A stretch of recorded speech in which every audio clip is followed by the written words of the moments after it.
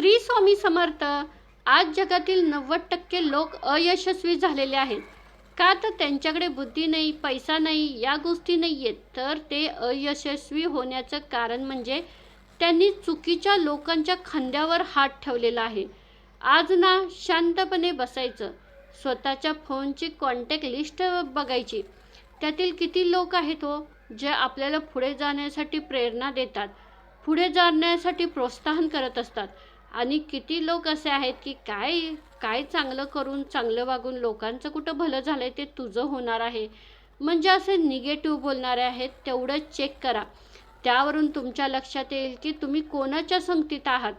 तुम्ही दिवसभरात सकाळी उठल्यापासून रात्री झोपेपर्यंत तुम्ही कोणाला कॉल करता, कोणाला मेसेज करता, कोणासोबत आपला जास्तीत जास्त वेळ घालवता, ते चेक करा. आणि त्यातून खरंच तुमचं आयुष्य घडू शकतं का? तुमचं भवितव्य खरंच म्हणजे चांगलं आहे का? ते एकदा चेक करा. तुम्हाला बऱ्याच गोष्टी लक्षात येतील. तुम्ही तर खेकड्यांची टोपली पाहिलीच असेल. जर एखादा खेकडा टोपलीतून बाहेर पडण्याचा प्रयत्न करत असेल तर वरचे खेकडे त्याला कधीच बाहेर ओढत नाहीत. पण खालचे खेकडे मात्र त्याचा पाय ओढून त्याला पुन्हा खाली खेचत असतात. आपल्या आजूबाजूला ना असे अनेक खेकड्यासारखे मित्र आहेत. तुम्ही जर काही करायला घेतलं तर ते लगेच तुम्हाला म्हणणार, अरे मंदी आहे, कशाला काय करतोयस. किंवा तुम्ही सकाळचा व्यायाम करायचं म्हटलं तरी ते म्हणणार, अरे झोप ना, जाऊ दे, एक दिवस नाही केलं तर काय होतं. तुम्ही जर कुठं व्यवसाय करायचा म्हटलं तर ते तुम्हाला म्हणणार, अरे कशाला करतोयस, मंदी आहे, बुडशील, काय करायचंय, एवढं पैसे कमवून काय करायचंय, कोण जाताना घेऊन गेले. म्हणजे लक्षात ठेवा, जे स्वतः उडू शकत नाही ना त्यांना ना ते तुम्हाला कधीच पुढे जाऊन देणार नाहीत. ते तुमचे पंख कापण्याचा प्रयत्न करणार. जर समजा एका बाजूला कोळसा आहे आणि एका बाजूला हिरा आहे, दोघांचा मूळ घटक एकच आहे, कार्बन.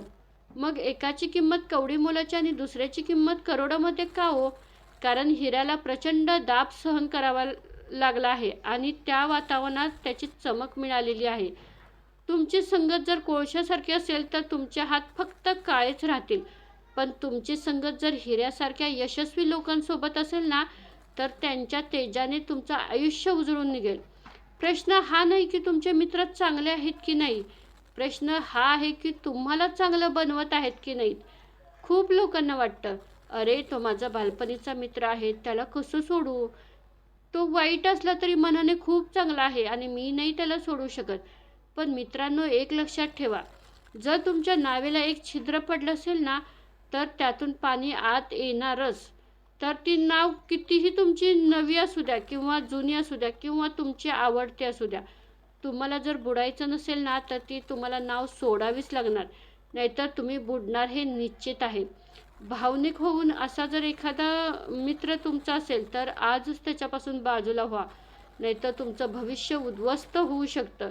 ज्यांच्याकडे बसल्यावर फक्त ना टाईमपास असतो, दुसऱ्यांच्या उणिवा काढणे, दुसऱ्यांना काही उलटसुलट बोलणे, फक्त टाईमपास करतात ना, अशा लोकांना आजच रामराम ठोका. पण ज्यांच्याकडे बसल्यावर शेअर मार्केट असू द्या, नवीन स्किल्स असू द्या, फिटनेस किंवा काहीतरी उद्योगधंदे असू द्या, जे की नाही असे स्वप्नांमध्ये गप्पा मारत असतात आणि ते काहीतरी मिळवण्यासाठी ज्यांच्याकडे चिकाटी असते ना, अशा लोकांच्या पायाशी बसून राहा. कारण त्यांचे काही शब्द तुमच्या कानावर पडले ना तर त्यातूनही तुम्हाला प्रेरणा मिळेल की आपल्याला काहीतरी पुढे व्हायचं आहे. जर तुम्ही 5 जण मित्र आहात आणि त्या 5 मध्ये जर तुम्ही सगळ्यात हुशार असाल ना तर आजच त्या 5 जणांपासून बाजूला व्हा आणि तुम्ही अशा लोकांच्यात जायचं की जे तुमच्यापेक्षा जास्त हुशार आहेत. तुम्ही त्यामध्ये ढ असाल त्या ठिकाणी तुम्ही आजच जावा. ज्या वेळेला तुम्ही तुमच्यापेक्षा जास्त शिकलेल्या, जास्त श्रीमंत असणाऱ्या लोकांच्या संपर्कात जाताना त्यावेळेला त्यांना बघून, त्यांची प्रेरणा घेऊन तुम्हाला सुद्धा तसंच घडावंसं वाटतं. त्यामुळं ना अशा लोकांच्या, जे यशस्वी झालेत ना त्या लोकांच्या संपर्कात राहा. तुम्ही जरी यूट्यूबवर व्हिडिओ बघत असाल ना, जे लोक यशस्वी झालेत, जे पुढे गेलेत ना त्यांचे व्हिडिओ बघा, तुम्हाला खूप काही शिकण्यासारखं आहे. शेवटी एकच सांगायचं आहे, गरुडासारखं उंच उडायचं असेल ना तर कोंबड्यांसोबत दाणे टिपणे बंद करावं लागेल.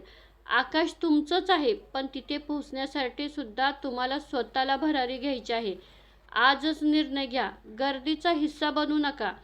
गर्दी ज्याच्यासाठी जमते तो चेहरा बना आणि तो चेहरा घडवण्यासाठी सगळ्यात महत्त्वाचं म्हणजे तुमची संगत बघा. आजच तुमची संगत चांगली निवडा, कारण तीच संगत तुमचं उद्याचं अस्तित्व ठरवेल. माणूस हा समाजप्रिय प्राणी आहे. आपण कोणाशी बोलतो, कोणासोबत उठतो, बसतो याचा परिणाम आपल्या मेंदूवर सतत होत असतो. त्यामुळं ना तुम्ही कोणाच्या सानिध्यात आहे ना त्याचा विचार करा. लोखंडाचा तुकडा जर धुळीत पडला तर त्याला गंज लागतो, पण तोच तुकडा जर परसाच्या संपर्कात आला तर त्याचं सोनं होतं. तेच लोखंड आहे, फक्त संगत बदलली की त्याचं मूल्य बदलतं. पावसाचा थेंब जर तापलेल्या तव्यावर पडला तर तो लगेच नष्ट होतो, पण तोच थेंब जर कमळाच्या पानावर पडला तर मोत्यासारखा चमकतो आणि जर तो शिंपल्यावर पडला तर त्याचा खरा मोती होतो. थेंब तोच आहे, फक्त संगतीमुळे त्याचं अस्तित्व ठरलं. जर तुमचे मित्र नेहमीच नकारात्मक बोलत असतील, हे करू नको, हे शक्य नाही, तुझं नशीबच खराब आहे, अभ्यास करून काय होणार आहे, असे विचार जर तुमच्या वारंवार कानावर पडत असले ना, तर तुमचा आत्मविश्वास कमी होणार आहे. खराब संगत हे विनाशाचा मार्ग आहे. वाईट संगत म्हणजे फक्त व्यसन नाही. वाईट संगत म्हणजे अशा लोकांची साथ ज्यांना आयुष्यात कोणतंच ध्येय नाही, जे सतत इतरांची निंदा नालस्ती करत असतात, जे तुमच्या स्वप्नांची चेष्टा करत असतात. तुम्हाला तर माहीत आहे, आपण एका टोपलीत आंबे ज्यावेळेला पिकायला घालतो त्यावेळेला सतत चेक करत असतो, एखादा आंबा सडलेला आहे का. कारण एखादा जर आंबा सडलेला त्यामध्ये असेल तर तो सगळ्यात चांगल्या आंब्यांना खराब करत असतो. कारण सडलेला आंबा स्वतः तर चांगला होत नाही, पण त्याच्या अस्तित्वाने इतरसुद्धा आंबे सडवून टाकतो.